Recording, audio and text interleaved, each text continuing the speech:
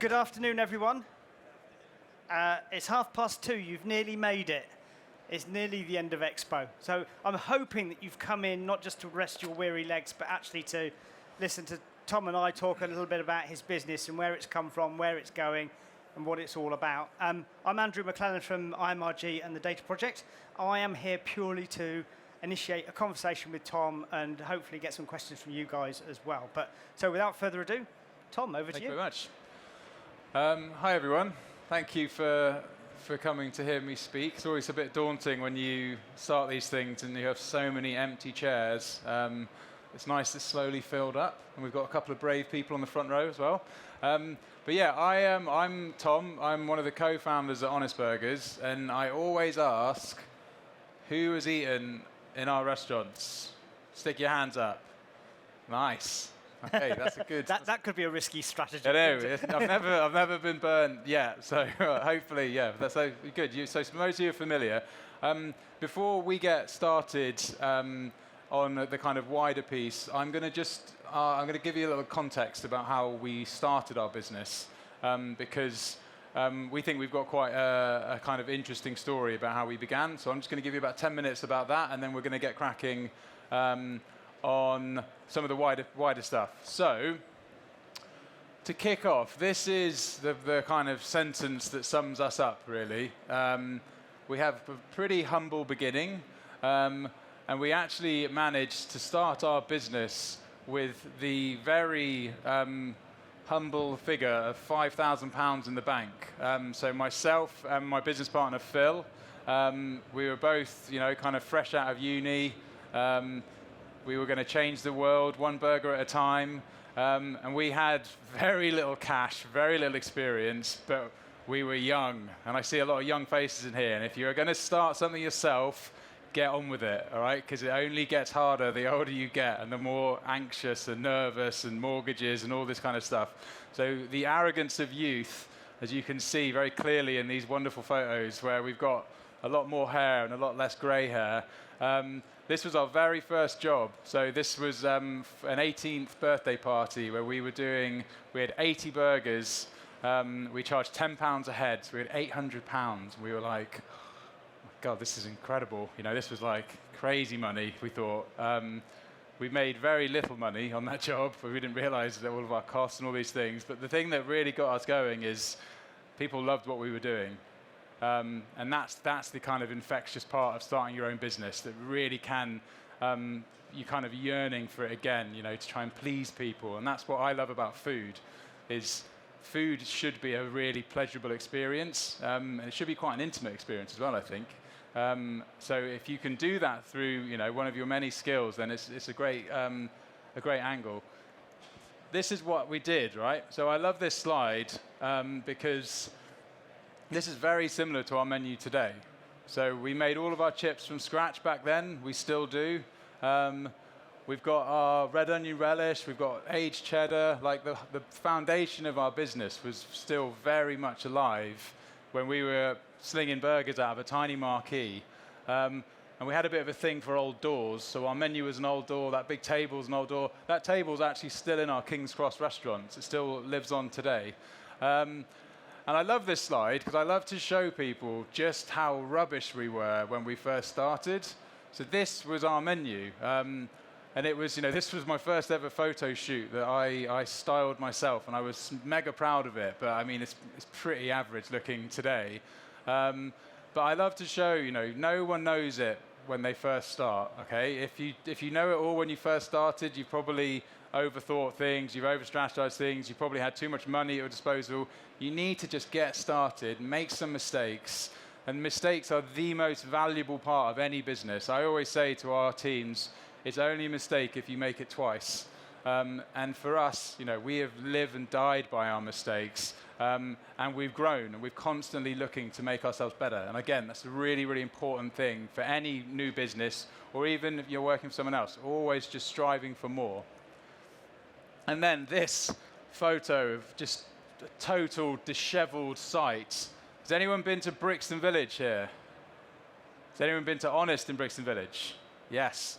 This is it, right? This is before we got our hands on it. So it was a total mess. you can imagine.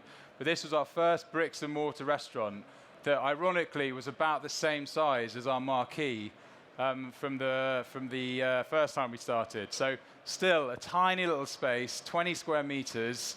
We managed to cobble together 7.5 grand between us to get the doors open, which has got to be some kind of record to open a restaurant business for 7.5K. And today, it embarrasses me. We spend 7.5 grand on chairs when we open a restaurant now.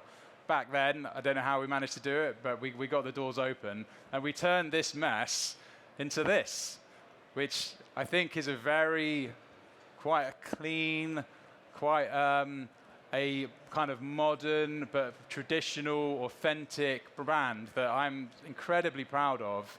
And it still looks very similar to this today. So we really haven't messed around with this. Brixton is still going. I was there yesterday doing some filming. It's my baby. It's my favorite restaurant, and it always will be. And I like to just show why have we had the success we've had. I like to think it's because we've kept things very simple, but not easy. They're two very different things, right? We say simple, not easy. And we focus on the things that actually matter. And whatever industry you're in, stripping it down, distilling it into the core principles, there's probably quite a simple element to it. Whatever industry you're in, there's going to be something that you're like, actually, this is the thing the customer really wants.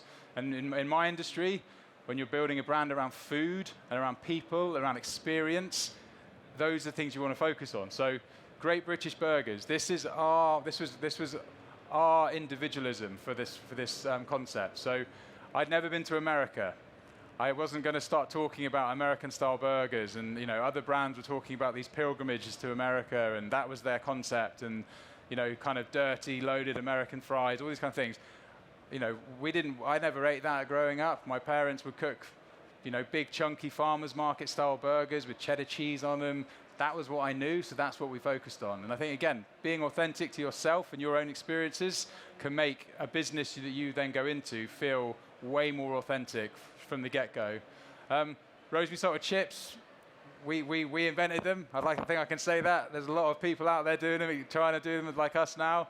But again, we wanted to focus on the simplicity of this meal. If you do burgers and you do chips, are we going to buy these chips in from a frozen manufacturer like 50 other thousand businesses in the country? Hell no. I was like, if we're going to do burgers and chips, we want them to be totally unique to us. So that's what we did, and that's why we make it ourselves. And we say homemade is best. A lot of businesses, you're opening packets, you're reheating, you're sending average food. The people who own those businesses know the food is average. The chefs that are cutting the pouch open and sticking it in a pan, they know the food is average. So you're kind of always gunning for a pretty basic experience. We made our food ourselves. We've learned the hard way through droughts and monsoon seasons we seem to be getting in the UK as well, trying to deal with how complicated homemade food is. But it's something we've stuck with. And I think now we've actually shown you can produce food at mass scale and do it well. And this was our very first kind of trading week down here. So this is Brixton Village, and I implore any of you who haven't been there, it is such a rough diamond of a place. It really is. It's a 1930s arcade. It's barely changed. You can buy all sorts of weird and wonderful things down there.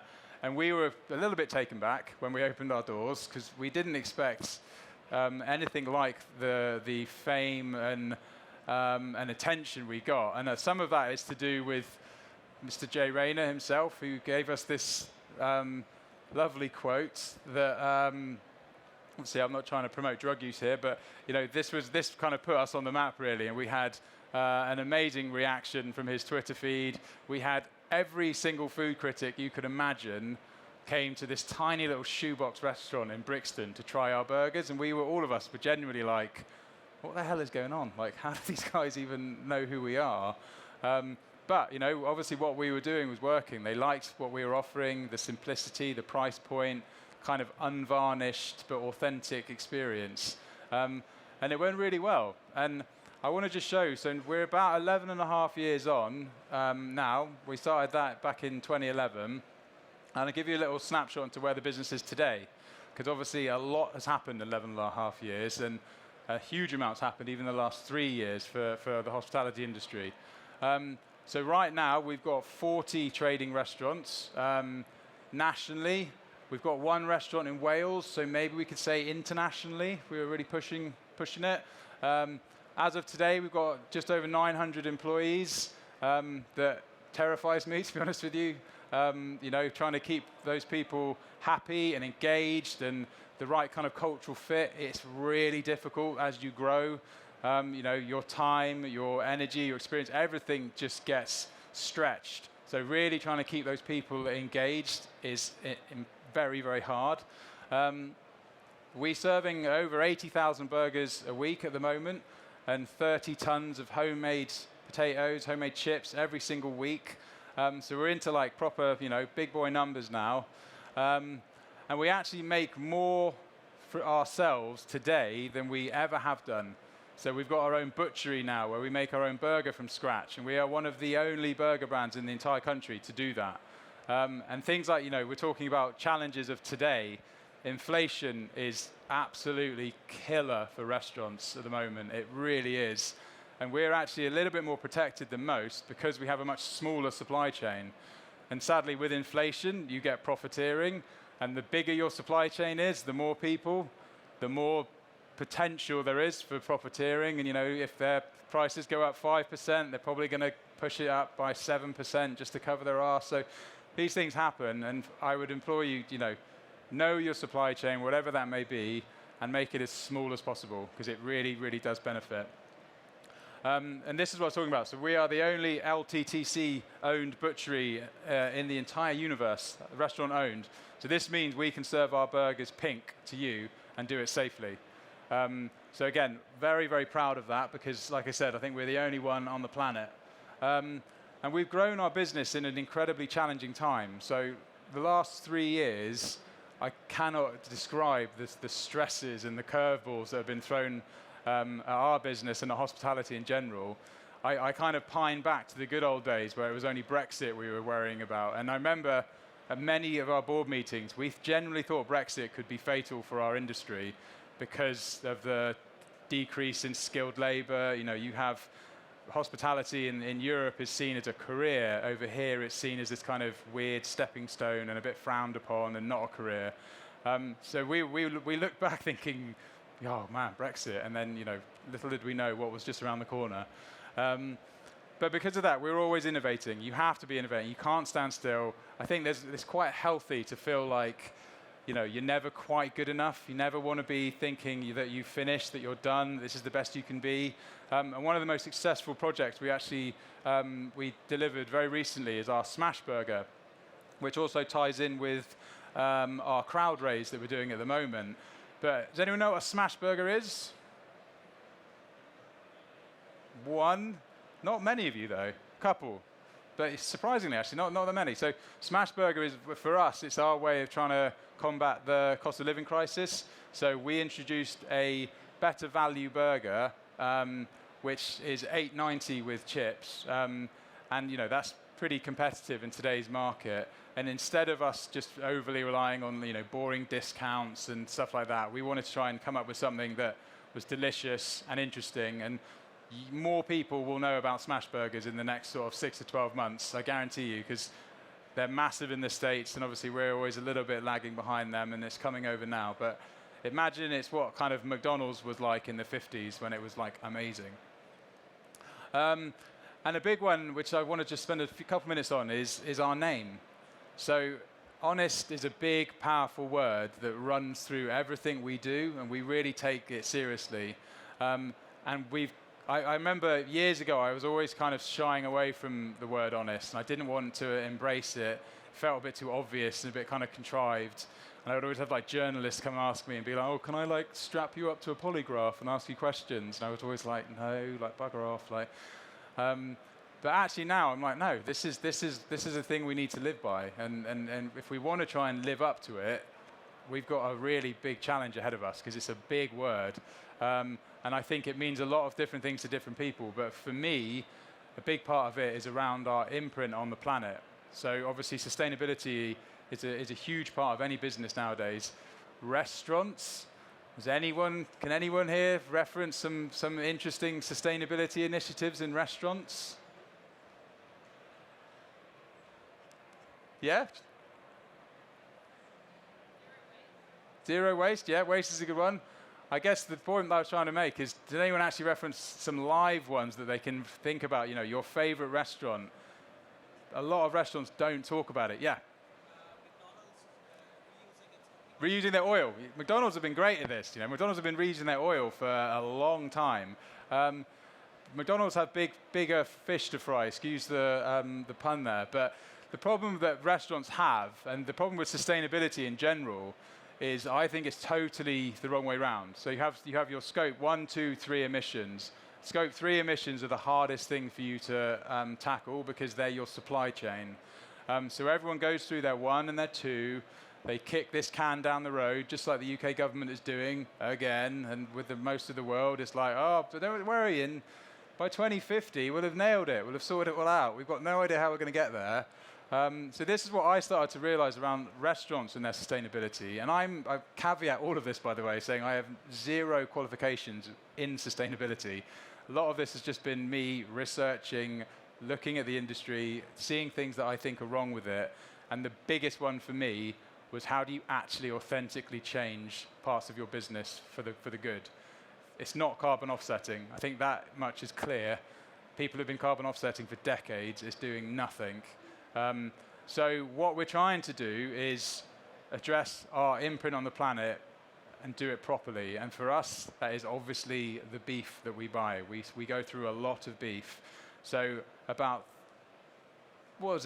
think it was January, just before the pandemic hit, I started looking at this and got some really good traction.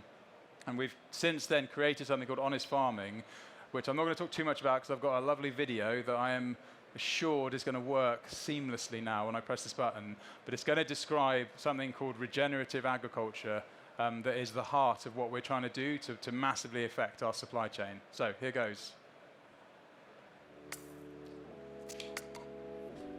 We all need to eat less meat, but not all meat is the same. So eating less and knowing more about the meat you do eat, that's what honest farming should be to our customers. Hi, I'm Tom. I'm Phil. We're the co-founders of Honest. We're at Ed's Farm, just outside Reading, to talk about honest farming.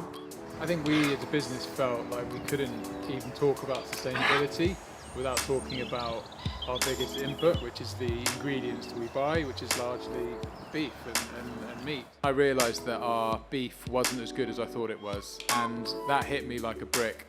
We were kind of being duped a little bit, like a lot of restaurants are. We were buying grass-fed animals, which I thought that was like, box ticked. We're very aware that we're a big business that has a big impact on the planet, and we're nowhere near living up to the true meaning of that word. So I guess normal farming has kind of over the years been more industrialised. It's become about high demand and high yield, and in essence, in a way, it's kind of worked, you could say, against nature. We can't apply the traditional method of manufacture and all the efficiencies that we try and get in a car factory. You can't apply that to farming. So honest farming really is producing food in the right way. Us as farmers really believe that we need to care for the environment, care for the animals that we produce. And it was all about something called regenerative agriculture, which I'd never even heard of before. And as soon as I heard that and heard the principles of it and heard about you trying to work with nature instead of trying to replace nature and going back to the real kind of craft of what farming used to stand for, I was like, all in. So honest farming is about us trying to tackle that head on. And again, it's working with nature. It may take a while to get the wheel going, but once it's going, it just keeps spinning. And hopefully the system that everyone's willing to support is one that enhances the environment and that produces some really decent food at the end of it. The fact now of animals leaving the farm and ending up in an honest restaurant, knowing that someone is eating our meat in Covent Garden is just phenomenal. So honest farming is about us trying to tackle that head on and face into it, try and break down some of the real problems in the wider food supply chain, and ultimately try and live up to that word above our door.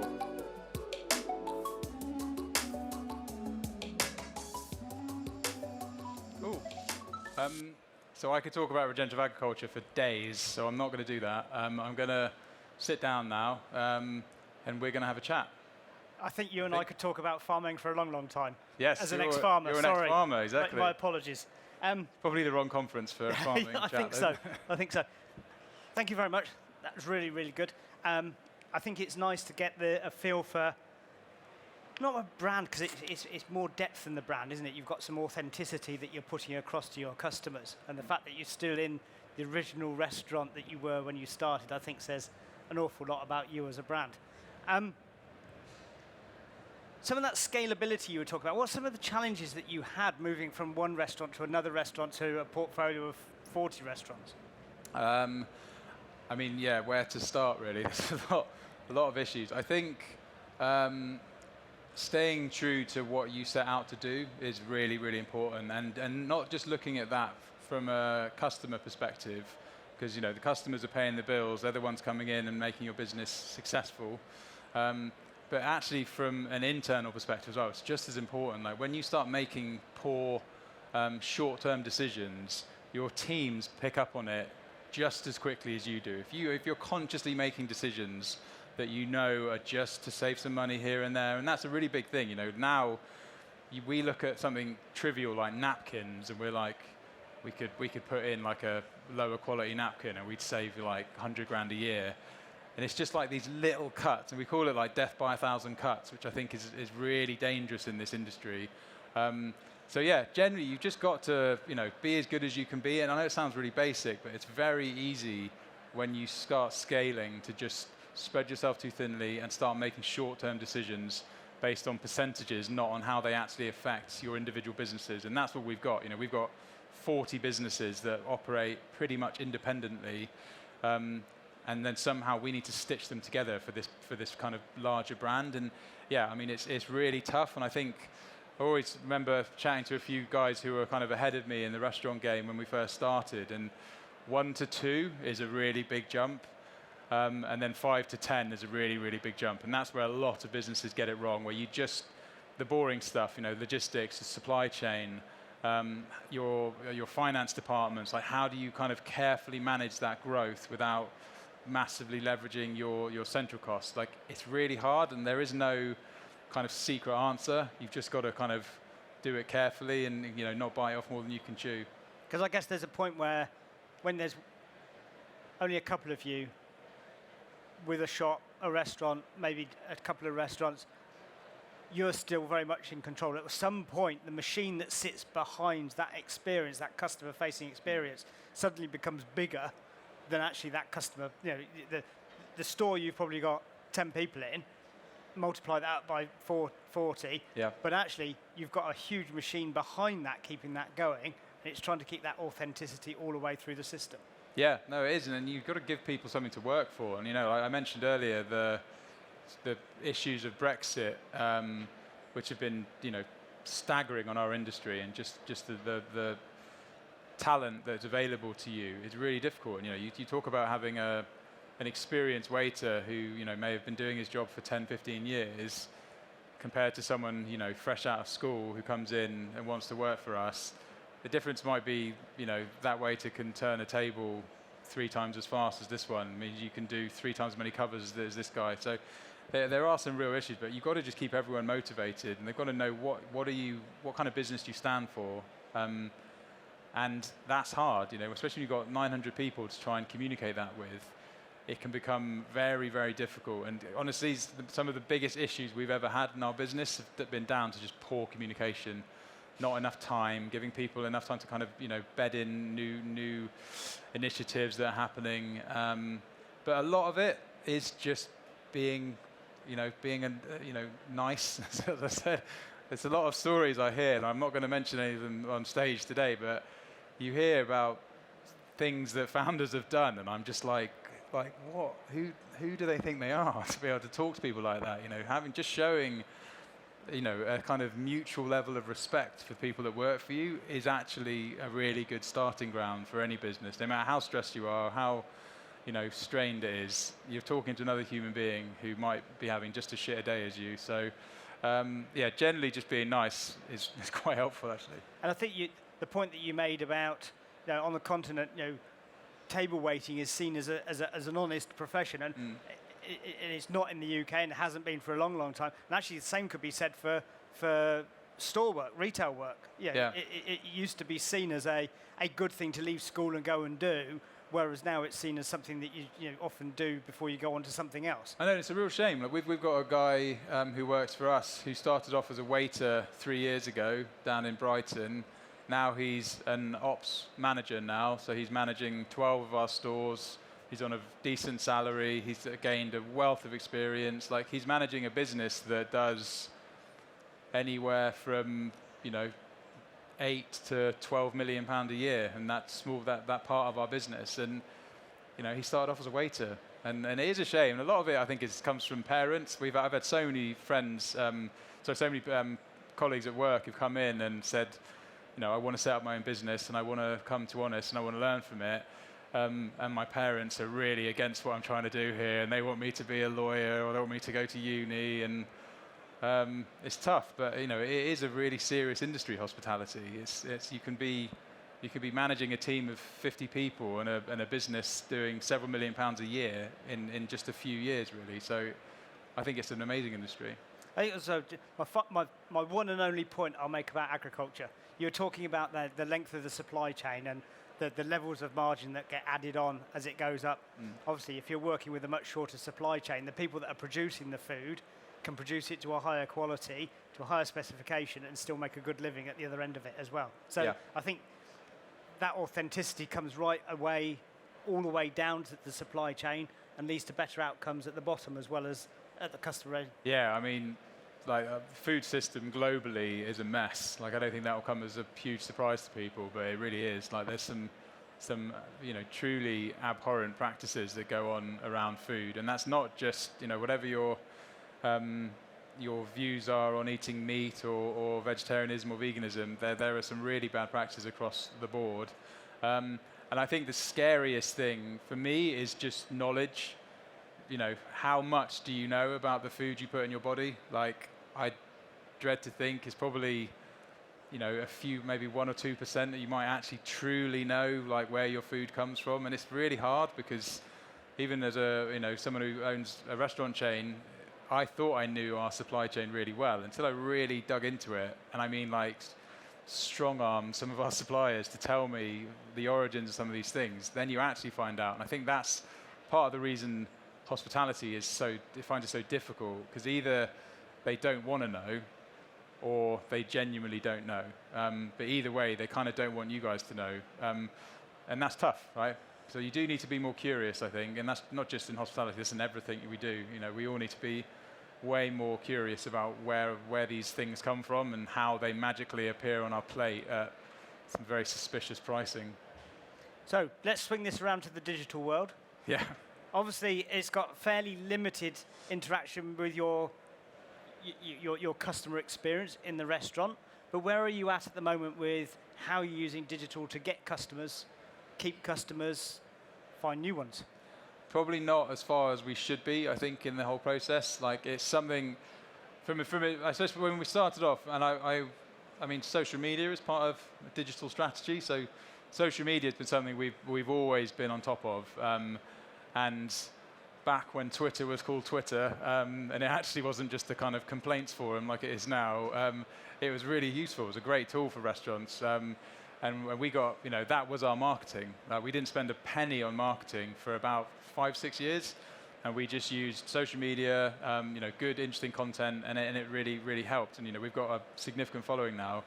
In terms of digital in our restaurants, it's tough because a big part of us is our database, and we all know, how many emails have you got, even just today, where you're just delete, move on, and it's hard to get the right analysis on your CRM bases now because of the recent changes. So, yeah, we focus on lots of email traffic that we get, industry-wide kind of open rates, which are pretty poor, but they're still, quite good in terms of the industry. I think in terms of more specific technology in the restaurant space, I think it's a really interesting time for people being much more okay with the introduction of technology. You've got, order screens and order kiosks that a lot of businesses are using.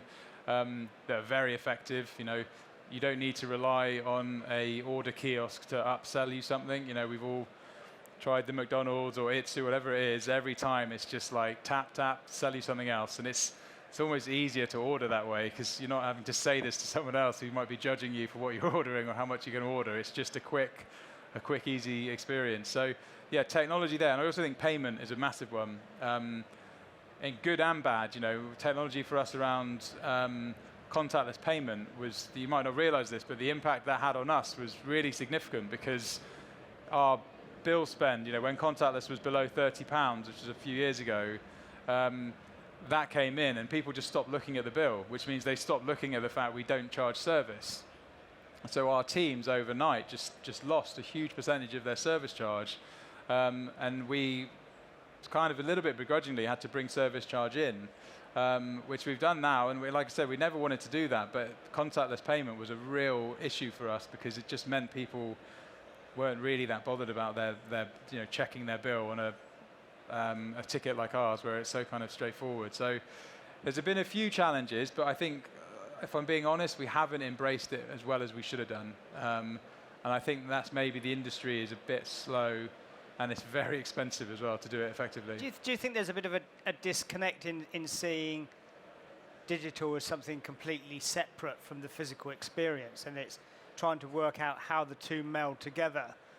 And also when you talk about things like contactless at table ordering, for you as a brand, doesn't that remove some of the interaction that you have with the customer, yeah, some exactly. of the authenticity? I think like Honest Burgers is built, we call it honest experiences. Like we want you to have fun with the person serving you, and we want to give that person serving you the opportunity to have some fun with you. Like if you're a really good waiter, you've got a real skill at getting to know someone in the matter of a few minutes, and we've all had them. You know, when you walk into a restaurant and you feel welcome and you feel like you're here for a good time, it's a great feeling. And the opposite to that, when you walk into a restaurant that's completely flat and you know the person serving you just wants to get out of there and get home, it has the opposite feel. So we've, at Honest Burgers, we've always wanted to have that connection and that experience, and that's why our ratings, they're not just about our food. Like most restaurants, the ratings are normally always about the quality of the food. We get just as many positive reviews about our service. And sometimes I love it when they don't even mention the food. It's like, that doesn't even matter. That's just like a hygiene factor. Like, of course the food is good. Yeah. But actually, you know, Darren, who served me, he was awesome, and we had a shot of Tuaca at the end, and, you know, he's told me to go to this bar around the corner. Like, that's the stuff we love. And if you put too much technology into a concept like ours, you do kind of strip that away. But at the same time, we are working on this other concept, which I was telling you earlier about smash burgers, which is way more about convenience. And you can be in and out within like 15 minutes. That's where we would leverage tech much more effectively. And you would walk in and you would have a big bank of order screens that you can just go up, pay your bill, wait for your numbers called, keep your AirPods in the whole time, don't have to say a word to anyone, and you're out the door. Like, that's the concept that we will embrace tech far more than we have done with Honest Burgers. How do you think that impacts the customer's relationship with your product? Does it become is there a danger it then becomes a commodity? Yeah, I think so, but I think that's the space. Like this, it's called QSR, which is a quick service restaurant. So anywhere with a counter is a quick service restaurant, effectively, and it is more transactional. You're in a different mindset, but it's also serving a different need. So for us, when you come to Honest Burgers now, you know you might have to wait a little bit for a table. You're going to have to wait a little bit to get your drink. You're going to have to wait for your food. And then when your food's come, you might have to wait a little bit to pay your bill. Like, it's not efficient. It's a casual dining experience. Whereas a smash concept or a QSR concept, you're in and out. You know, you like I said, you've got your AirPods in, you're listening to a podcast, you don't want to speak to anyone, you just want to get your food. It's a fueling station. Get your fuel, exactly, yeah. And then you're out. And I think that's fine. That's just a different need state. So yeah. I think the hard thing there is how do you motivate the people that work for you who then don't have interaction with human beings, which obviously some interactions with human beings in restaurants is really horrible, can be really difficult. But some interactions with human beings in restaurants are amazing. And excuse the analogy, you're trying not to be a sausage machine, are you? Yeah. I've never heard that one before. Casting you back to earlier in your conversation, you were talking about, you know, the volume of emails and email interaction, and we want to try and increase that and increase engagement with the brand. When we were having the pre-call about what we were going to talk about, and we were talking about loyalty, and you've got an interesting take on loyalty. Yeah. Are you in a position to be able to talk about it? Because I didn't know whether you were going to be live with it or not. Yeah, no, I can. Like we've never done loyalty, and I think we've missed a boat a little bit. But we always try to work out what do we think true loyalty is. And Phil, my business partner, talks about this a lot. That true loyalty shouldn't be transactional, and sadly, that's what most loyalty schemes are. It's come for 5 coffees, get your 6th free, and it does kind of work because you get your free coffee at the end of it, so you think you're getting something. But we were always trying to unpick loyalty to be something that was a deeper connection to that. And we never nailed it until what we've done at the moment, which I mentioned earlier. We're doing our crowd raise at the moment, which Sorry, can I just interrupt you? Can you just quickly explain what crowd raise is? So crowd raise is when you basically tap into your customer base and you ask them to get involved and put money into your business and become shareholders into your business. So the most successful by a mile in the entire world is Brewdog. They've done it better than anyone and have raised eye-watering sums of money through crowd raising. But generally, you either do it if you are a very small young business and you've got a really interesting concept and people are prepared to put a punt on it and go for it. And you get all walks of investment. You might get 20 quid, you might get 200 grand. It totally depends on the attractiveness of your investment. Or for us, we're obviously far more established business. We've got a lot of history. We're looking to bring in our customer base because you get that loyalty. Like if someone's invested, even if it's 50 quid with us, they will probably eat with us more because we're going to give them some perks to do so. And they'll treat us like they own our business, which, to be an ambassador of the business when you start becoming a shareholder is great. It's a really good thing for us to do. And right now, I think we're just shy of £2 million we've raised so far. And we've been live for 3 days. And our main investor, Active, who's a private equity firm, they have put a chunk of that in themselves, which is always good to get a kickstarter. Oils the wheel. Yeah, exactly. Gets the momentum going. But yeah, it's a really fun way. Like generally, when you raise money, no one hears about it. Like you're raising money. We've done fundraisers in the past. Like you might get the odd trade mag picks up on it, and there's yesterday's news. This time we were like, no, we actually want to make a big deal out of this, and we want to bring our customers in.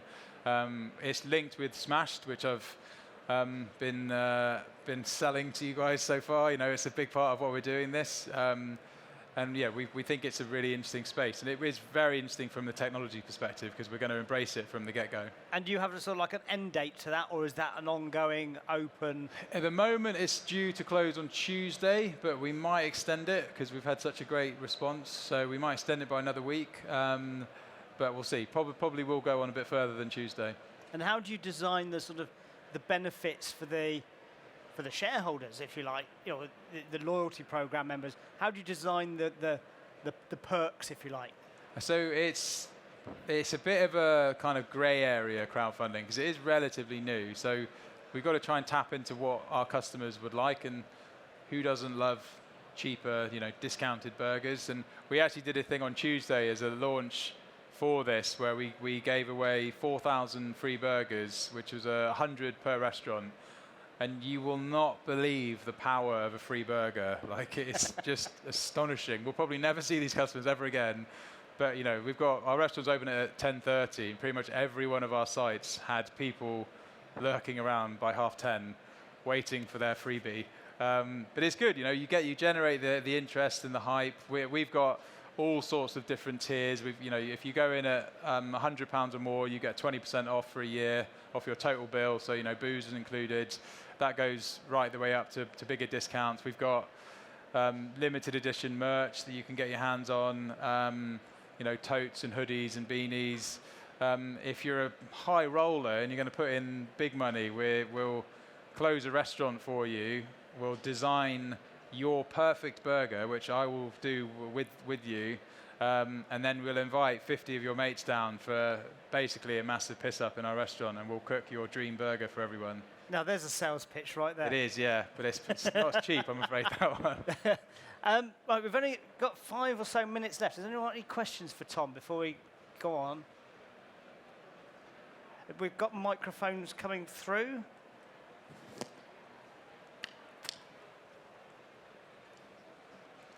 Hiya. I'm just curious, in your opinion, are there any KPIs that you strongly believe you are in the lead against some of your competitors?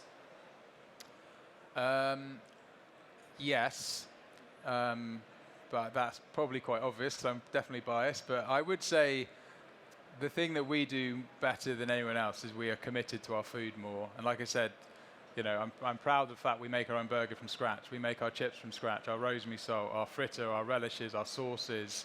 All of that is made in a kitchen that we own with ingredients that you guys have in your kitchens, right? Nothing, we don't put any additives in it. It's just real, normal food made by, you know, chefs in our kitchens. And you compare that to some of our competitors who are buying in from big wholesalers who have really long supply chains, who put tons of crap in their food because of that, for shelf life, you know, and all these kind of issues we have. So I do think the actual fundamentals of our food is better than our competitors, and you know, it kind of should be because of the amount of effort we go to.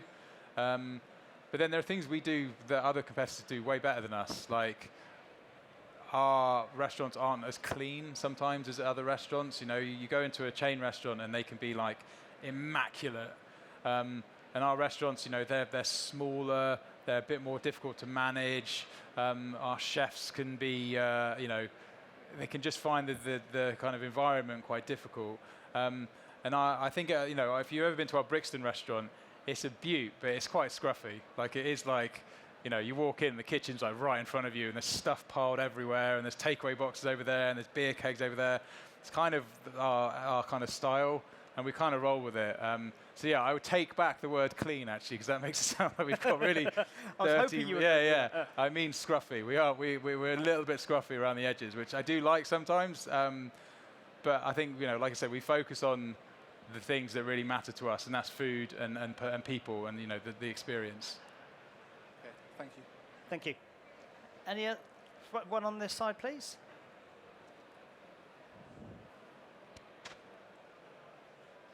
Hi there. You were talking about how your staff create a really positive experience for your customers, and that's part of the meal. I'm just curious, do you try and incentivize that behaviour for your staff, or do you look at the point of hiring them for them to have that kind of quality innately? I think it's a good question. Yeah, probably a bit of both. I think you've got to be careful with incentivizing staff, especially around sales, because it can really go the wrong way, and you can get quite a kind of pushy vibe. But yeah, I think clever incentives work for sure, but they need to be quite kind of sympathetic. But yeah, the dream, you know, generally speaking, you know when you've hired someone great, and you know you've hired someone who needs a bit of work. That's just the industry we're in now. You know, we've got a lot more young British kids coming into our businesses now, and it makes me feel so old when we've got people who were born in like 2003, and I'm like, Jesus, like I feel like an old man now. Please don't go there. I won't. But yeah, I mean, it's like I said, you've got to be careful. You've got to toe the line, but they can be effective if you've been sort of sensible with them. But like I said, it can go massively the wrong way, and you can end up with a really kind of pushy experience. Well, I guess that comes back to the culture that you're generating, that you want to reflect in the brand, and to have that reflected to the customer, your colleagues need to be on the same page as you, don't they? Yeah, and it's another thing around, you know, we've mentioned technology in the past. Like, I would much rather a human told you some of the stuff I've told you today than you read it on a screen, or you read it on a piece of paper or something like that. So we do try to empower our people with the knowledge that, you know, that I have, that Phil has, and then they can pass it on to you, because that's the business. That's Honest Burgers. That's, you know, we've got people at the core of it. But yeah, in Smashed, it will be much more digital based, and you will get a lot more screens and a lot more information coming to you that way. And on that note, I'm afraid we're out of time, Tom. So thank you very much for your time and your insight, worries. and thank you all for yours. Thank you very much. Thank you.